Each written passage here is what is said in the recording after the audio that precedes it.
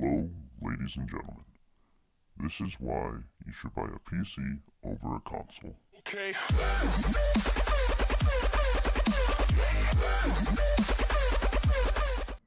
Hey, what's going on, ladies and gentlemen? It's your boy Kitty here, and today, as you heard in the intro, I'm going to be talking about why over this Christmas season break thing for Christmas, whatever you want to call it, for Christmas, why to get a PC over a console.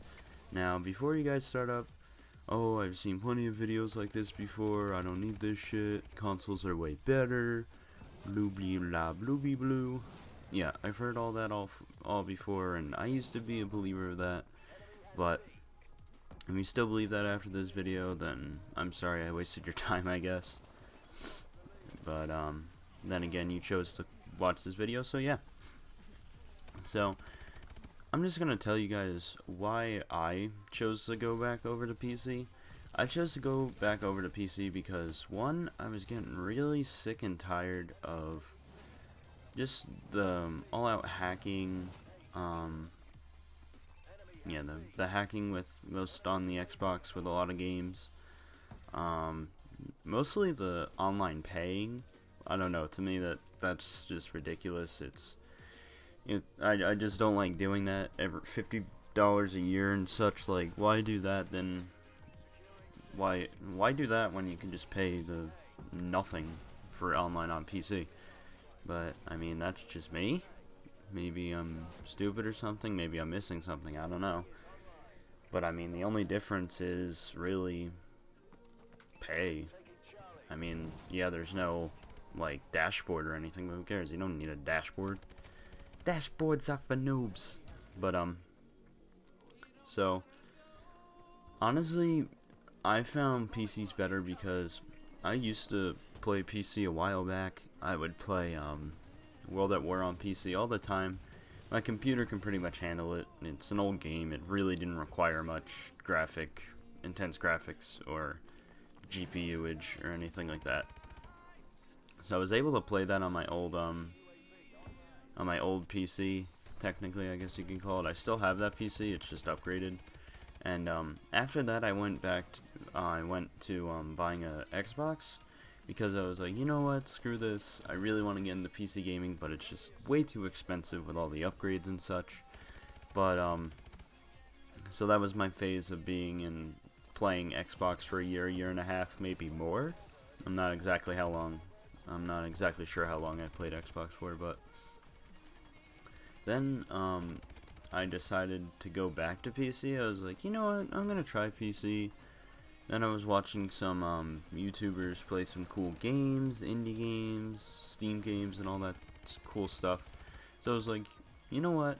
I have some spare money laying around that I was supposed to buy my Mac with.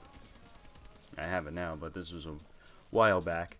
And I was supposed to buy my Mac with it, but I knew I wouldn't have enough money, like, soon enough, so I was like, screw it. I'm just gonna buy this graphics card.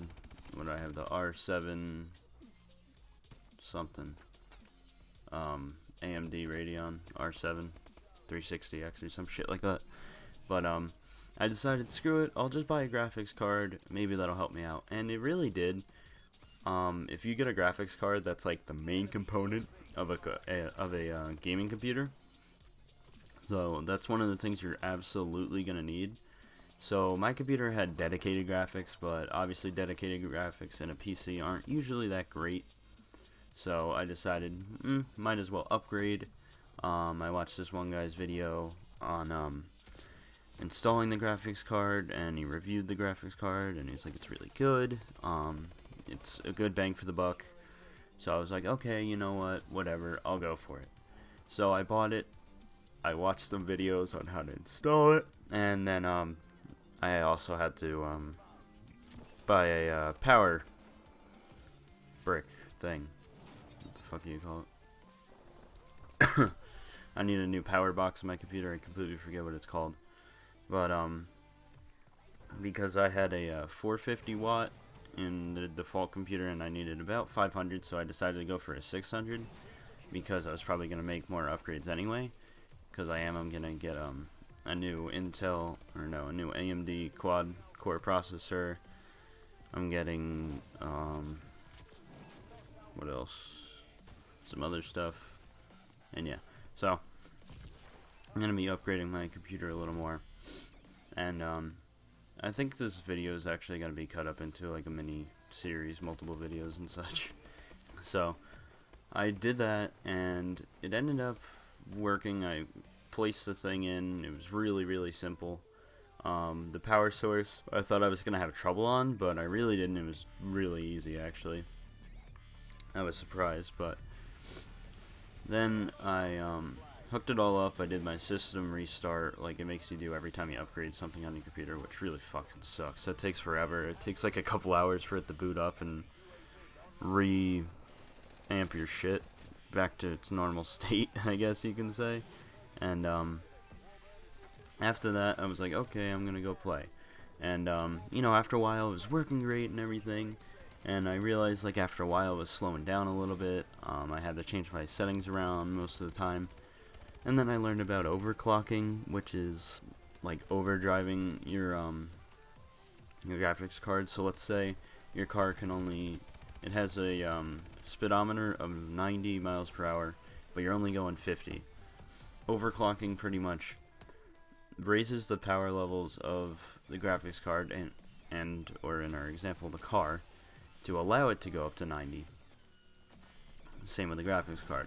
Now the thing with overclocking though is you have to be careful not to put everything up all the way unless you absolutely know what you're doing or you have all the requirements for that, because most of the time if you put your graphics all the way up to like an extreme intensity, your computer will probably break or the fan will bust or something, because I have like MSI Afterburner or something like that, and it's like a control station for that, a program that allows you to control everything on there.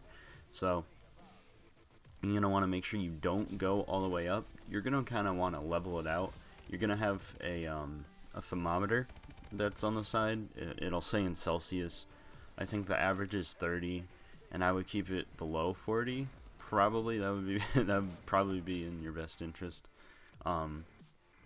I usually get mine up to like close to 40 at least, like 40 degrees Celsius, and you know, you just kind of have to fool around with it, make your adjustments. After making them though, I would save them as like a preset, so when you log onto your computer after you shut it off or whatever, you can load up the preset and play your games like you were playing before in the whatever resolution you were playing in, so on and so forth. But after that, I realized, you know, PC gaming isn't actually as bad as I thought it was.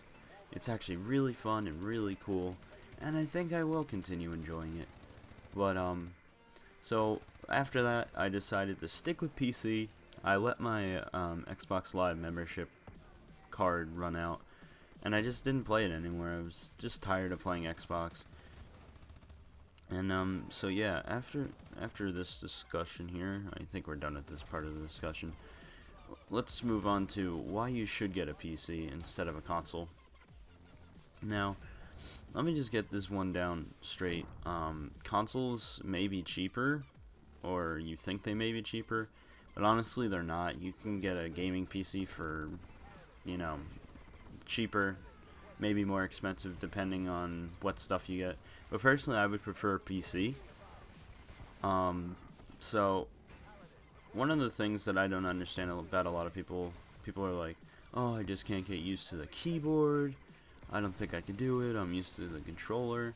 Well, the good thing about that, guys, is wake up and smell the coffee. You have the thing called the internet, and there are plenty of stores online that do sell PC controllers that do work with your PC as such, an Xbox controller and or a PS4 controller, or sometimes they have universal PC controllers.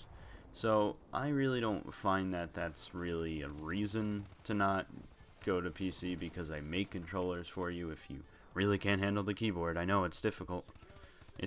The keyboard is really not. After a while, you'll get used to it.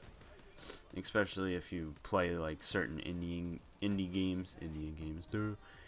indie games, if you play those, if you play other games that won't work with the controller, it'll obviously have to have you get trained on the keyboard, man. You gotta train on that keyboard. But then again, there's also the people who, you know, are fine with keyboards, and that's great.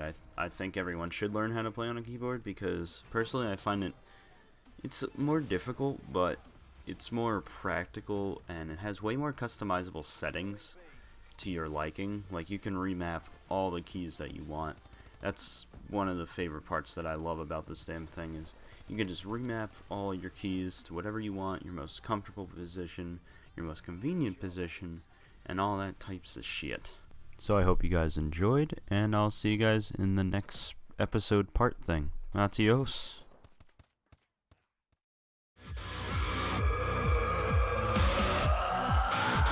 That's such a breaking point!